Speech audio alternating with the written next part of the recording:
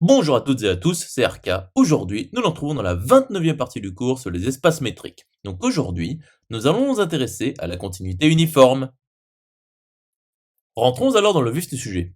Donc soit ED et FD', deux espaces métriques avec E non vide et F non vide.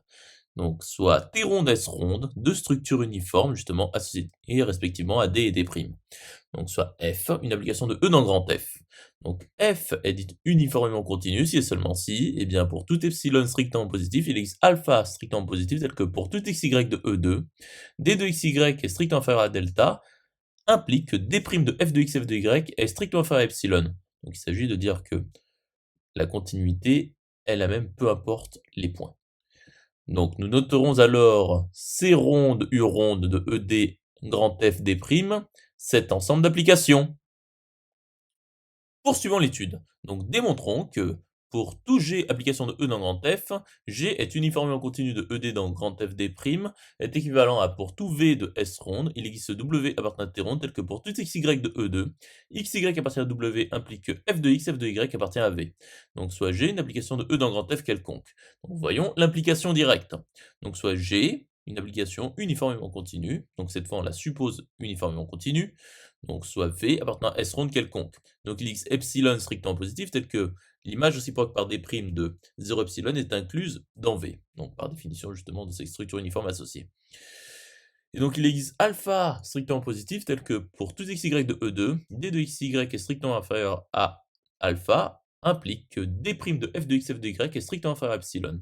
Et donc, il existe alpha strictement positif tel que pour tout xy de E2, xy appartient à l'image réciproque par D de 0 alpha, ouvert du côté d'alpha et fermé du côté de 0, implique que f de x, f de y appartient à l'image réciproque par D' de l'intervalle fermé du côté de 0 et ouvert du côté epsilon. Or, nous savons que l'image réciproque par D de l'intervalle 0 alpha pour fermé du côté de 0 et ouvert du côté de alpha appartient à T ronde. Et donc il existe W appartenant à T ronde tel que pour tout y de E2, xy appartient à W implique que f de x, f de y appartient bien à V. Intéressons-nous alors à l'implication réciproque. Donc soit epsilon strictement positif quelconque. Or, justement, l'image réciproque par D' de l'intervalle 0 epsilon fermé du côté de 0, ouvert du côté d'epsilon appartient à S ronde. Donc il existe W appartenant à T ronde tel que pour tout xy de E2, xy appartient à W implique que f de x, f de y appartient à l'image réciproque par D' de l'intervalle 0 epsilon fermé du côté de 0 et ouvert du côté d'epsilon. Et il existe alpha strictement positif tel que l'image réciproque par D de l'intervalle 0 alpha fermé du côté de 0, ouvert du côté d'alpha est inclus dans W. Donc pour tout xy de E2, xy appartient à l'image réciproque par D de l'intervalle 0 alpha fermé du côté de 0, ouvert du côté alpha, implique que f de x, f de y appartient à l'image réciproque par D' de l'intervalle 0 epsilon fermé du côté de 0, ouvert du côté d'epsilon.